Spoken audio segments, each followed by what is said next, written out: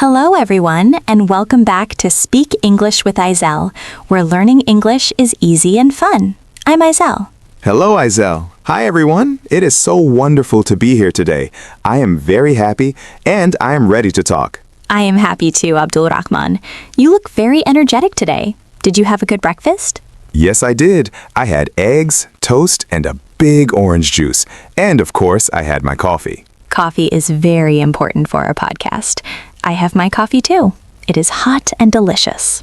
That is great. So, Aisel, I am very excited about today. What is our topic for this episode? Today is a special episode, Abdulrahman. This is another episode of our series, The Best Way. Oh, I love the Best Way series. It is very helpful for our listeners. We always talk about the best ways to do things in English. Yes, exactly. And today the topic is the best way to use new words in real life. Wow, that is a very important topic. Many students learn new words, but then they forget them. They don't know how to use the words when they talk to people. That is true, Aisel. It is easy to see a word in a book, but it is hard to say the word in a conversation. We want to help everyone use their English words every day. I am ready to hear your ideas, Aisel. But wait, before we start our big chat, we should say something to our friends listening. Oh yes, good idea, Abdulrahman. Everyone, if you like our podcast, please click the like button right now. It is a big help for us. Yes, and please subscribe to Speak English with Aisel. When you subscribe, you can see all our new videos and podcasts. And don't forget to share this with your friends. If your friends are learning English, they can learn with us too. Sharing is caring. Yes, it is. Okay, Aisel, let's talk about these new words. Why do people forget new words? Well, Abdulrahman, I think people forget because they only look at the word one time. They write it in a notebook, and then they close the notebook. I see. The word stays in the notebook, but it does not stay in the brain. Exactly. To remember a word, you must see it and use it many times. You must make the word part of your life. So, what is the first best way to use new words at home? My first tip is the sticker method. I love this method. It is very fun. The sticker method? What is that? It is simple. You take small pieces of paper. They can be yellow or pink or blue. You write one new English word on each paper. Okay, I have my paper and my pen. What do I do next? You put the paper on the object in your house. For example, you learn the word mirror. You write M-I-R-R-O-R on the paper, and you put the paper on the mirror in your bathroom. Ah, so every morning when I brush my teeth, I see the word mirror. Yes, and you can say the word out loud. You look at the mirror and say, mirror. This is a mirror. That is very smart. You can do that for everything. You can put a sticker on the fridge, the door, the window, and the table. Yes, and for basic learners, you can even use sentences. On the fridge, you can write, the fridge is cold. I like that. It helps you see the word in a real situation. You are not just reading a list, you are looking at your real house.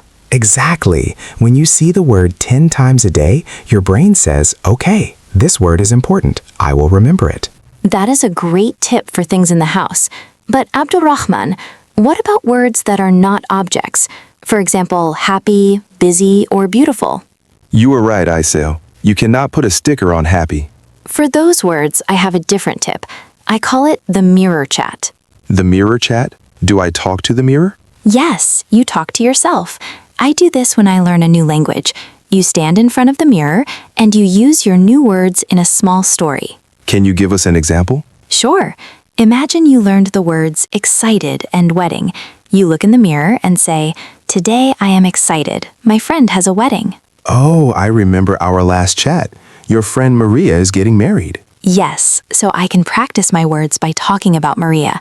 I say, Maria is a beautiful bride. I am happy for her. I use the words beautiful, bride, and happy.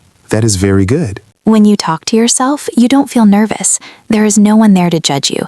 It is just you and the mirror. Yes, it is safe practice, and you can see your face. You can see your mouth moving. It helps with your pronunciation too. I think that is a wonderful idea. I sometimes talk to my dog in English. Does your dog understand English, Aisel? I don't know, but he looks at me and wags his tail. I say, buddy, you are a good dog. You are very fast. I use the word fast. That is perfect. Pets are great listeners. They never say your grammar is wrong. Exactly. They are very kind. Okay, so we have stickers and talking to mirrors or pets. What is another way to use new words? Another great way is the phone record. We all have phones, right? Yes, I have my phone right here. You can use the voice recorder on your phone.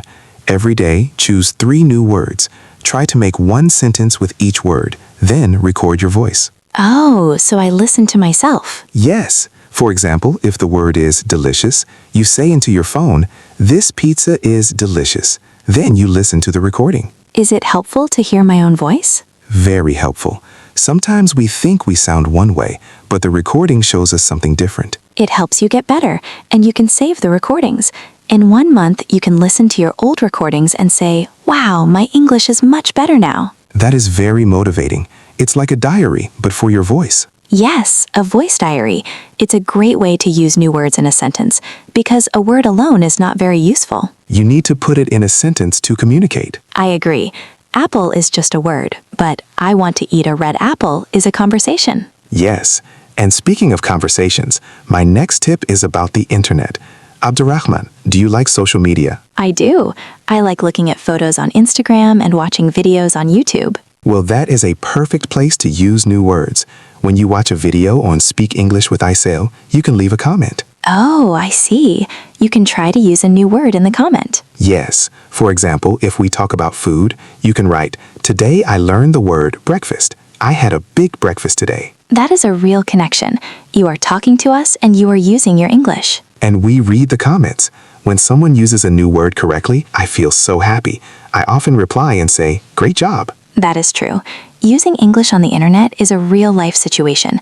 You are talking to real people. It's not a book. Exactly. And you have time to think. You can look at your notebook, find the word, and then type it. It is very low pressure. I like that. So, stickers, mirrors, phone recordings, and internet comments. Do you have a tip for when we are outside? Yes, I call this the mental label. The mental label? Like a sticker, but in your head? Yes, when you walk down the street, look at things and say the English name in your head. Okay, let me try. I am walking. I see a car. I see a tall building. I see a blue sky. Perfect.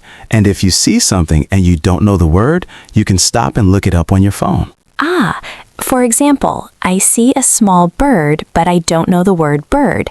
I look it up. Now I know bird. Yes, and because you saw a real bird, you will remember the word better. You're connecting the word to a real experience. That is very powerful. I remember one time I was at the supermarket. I wanted to buy garlic, but I forgot the word. I looked it up on my phone. Now I never forget the word garlic because I remember that moment at the supermarket. That is a great story, Abdulrahman. Real-life moments are the best teachers.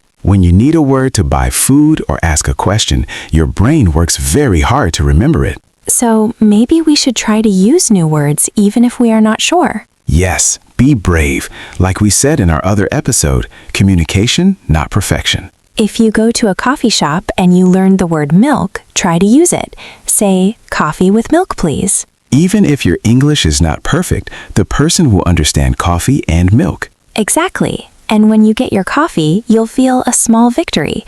You used a new word in the real world. I love that feeling. It makes me want to learn more. Me too. Now, Abdulrahman, I have one more tip. It is about emotions. Emotions? Like sad or happy? Yes. When you learn a new word, try to connect it to a strong memory or a feeling. How do I do that? For example, the word vacation. Don't just think vacation equals holiday. Think about your favorite vacation. Think about the beach, the sun, and the fun you had. Oh, I see. I think about my trip to the beach last year. It was beautiful. Now say the word vacation. You feel happy, right? Yes, I do. That feeling helps the word stay in your memory. You are not just learning a sound, you're learning a feeling. That is a very deep and helpful tip, Abdulrahman. Words are not just letters. They are parts of our lives. They really are. Well, Aisel, we talked about many things today. I think we should remember our main points for our friends. Yes, let's do a quick recap. It was a very good chat. It was. So we talked about the sticker method for your house, putting labels on the fridge, the door, and the mirror. It helps you see the words every day. And we talked about the mirror chat and talking to pets. Yes, talking to yourself or your dog. It is safe practice and it helps your mouth get used to English. Then we had the phone record, using the voice recorder to hear yourself. It is a great way to see how you are getting better. And don't forget the internet, writing comments on YouTube or social media. It is a real way to talk to people using new words. We also mentioned the mental label when you're outside, labeling the world in your head while you walk. The car, the sky, the bird. And finally, connecting words to emotions, thinking about memories and feelings to help the words stick in your brain. Wow, Abdulrahman, we really had a lot of ideas today. I hope our listeners find them useful. I'm sure they will. These are easy tips, but they're very strong. You don't need to be an expert to start. You just need a pen, some paper, and a little bit of bravery. Well said, Aisel. Bravery is the most important part of learning English. It really is. Well, everyone, we are almost at the end of our episode. We are so happy you listened to us today. Yes, thank you so much. We love making these podcasts for you. Now, we have a question for you. Please leave a comment below. We want to know, what is one new English word you learned this week? Yes, tell us the word and try to use it in a sentence in your comment. We will read all of them. It is a great way to start practicing right now.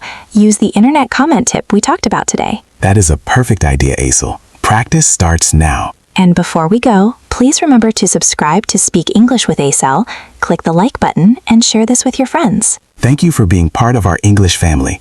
We'll see you in the next episode of The Best Way. Yes, see you soon. Good luck with your new words. Bye-bye, everyone. Bye-bye.